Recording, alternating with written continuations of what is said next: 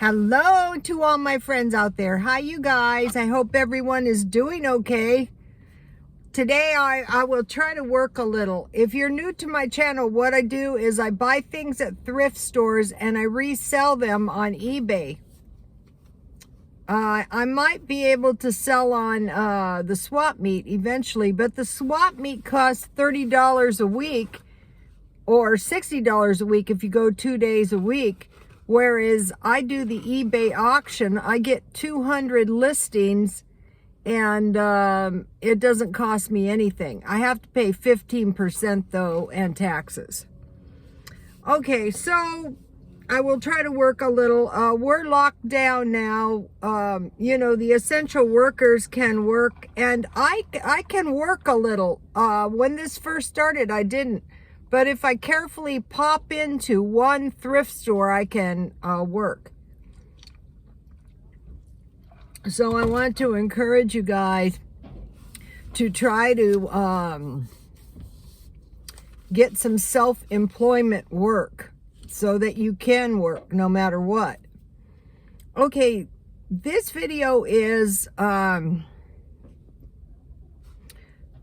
I did a video that I didn't think we were going to get out of the judgments. So the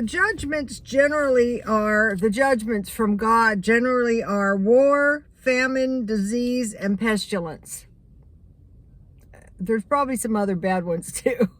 So the one that nobody wants to think about is war. And like in America, we've been separated by oceans and we've been pretty much safe from war.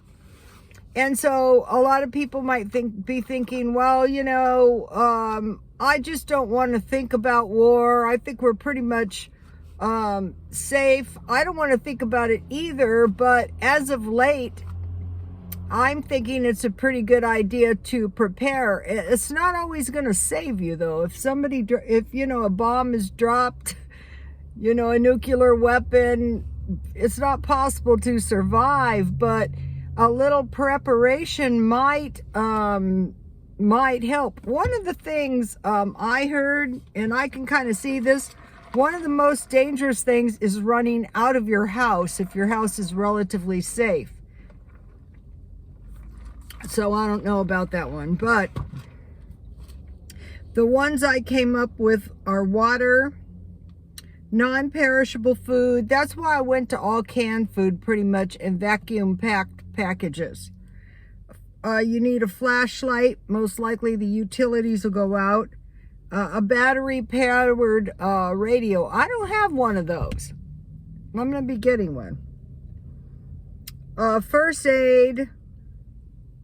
During the first pandemic, my neighbor cut himself really bad at work, and that was when there was no alcohol. But I had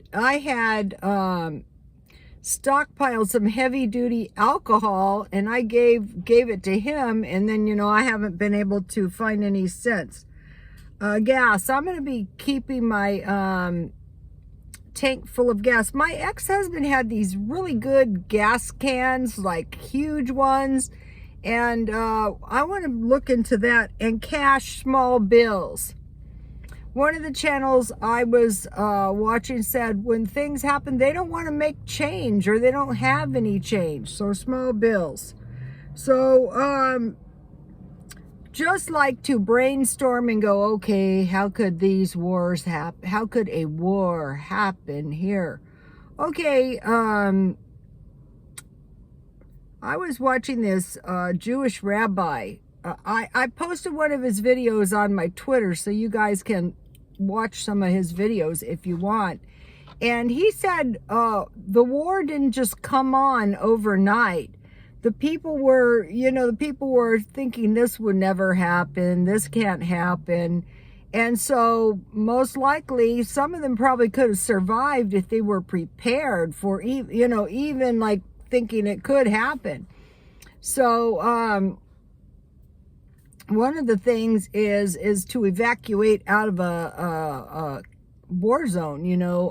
These days they conduct the wars right in the middle of the cities, which is awful. The problem is, if you don't have any money, you don't have any gas, you don't have any food, and you don't have anywhere to go, that's real bad. I want to get a cargo van, but that might not even be, good enough. So one of the ways is enemies within. Otherwise, our enemies are right here in our midst. If that's possible, that was a big fear for a while there, but that's kind of died down. Another thing is a civil war. A civil war would be a war. Another thing is during these, our enemies could attack us when they see us as weak, like after a devastating famine or food shortage.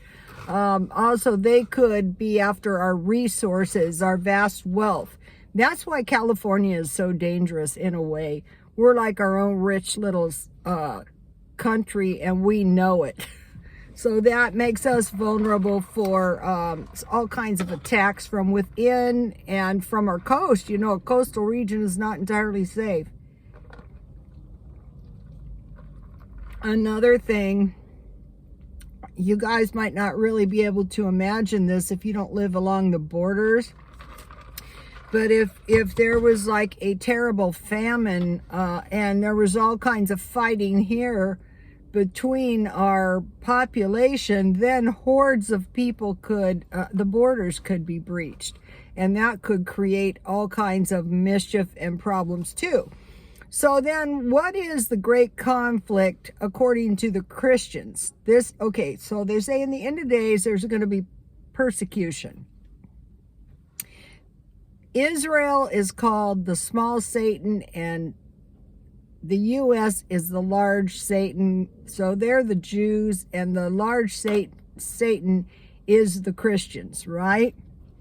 So why are these people so disagreeable? Well, the reason is because in the end of days, a worldwide leader will arise, and they're saying that person will literally be Lucifer or Satan, or, he will be indwelt by, or the dragon. There's different names.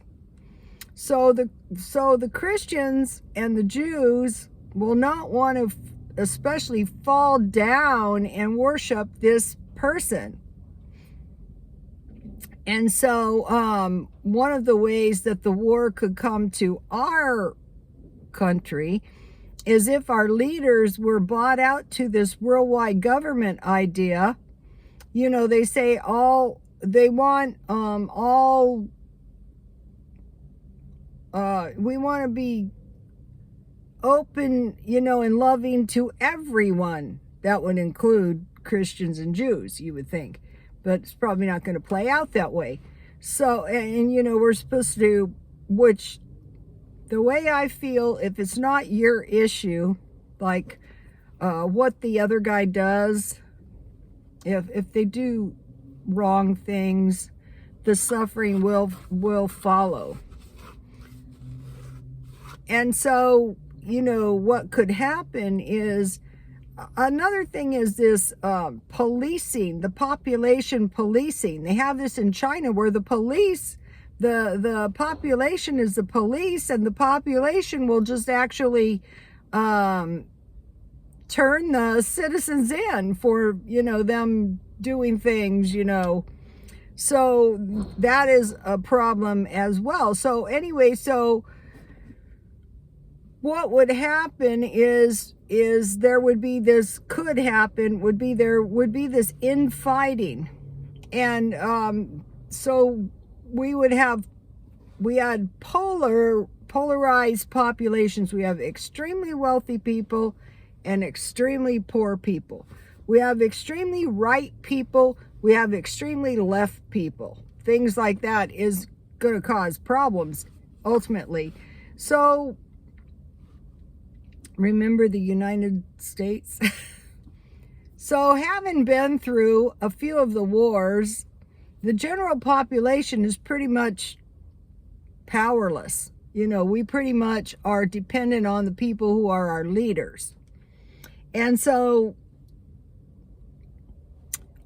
some of our leaders could be bought out. Some of our leaders could be blackmailed. Some of our leaders could actually believe in this one world agenda, where the entire world would be like one big happy family, which has never happened. But they do want to move us into that direction, and most likely it would be to control all of the wealth of the world, the worldwide wealth. So that's why I think California would be very dangerous. New York City, Texas, San Francisco, everything. Also in the northern region, also Central Valley in California, we have all a lot of farming. Also Imperial Valley, we have a lot of farming and agriculture, and in Northern California as well. So we're like a huge supermarket for the world. So it's a very dangerous time. So I'd say, looking at this, the most important thing would be water and non-perishable food. Another thing is heat. If you're in a very cold area, I have a fireplace, however. I want to get some heaters. So, if you have a good vehicle, I think that could help, help you to escape. So the main thing we want to say to ourselves is, I don't really see that in our future, but it's always a possibility because it's a judgment that might happen to us.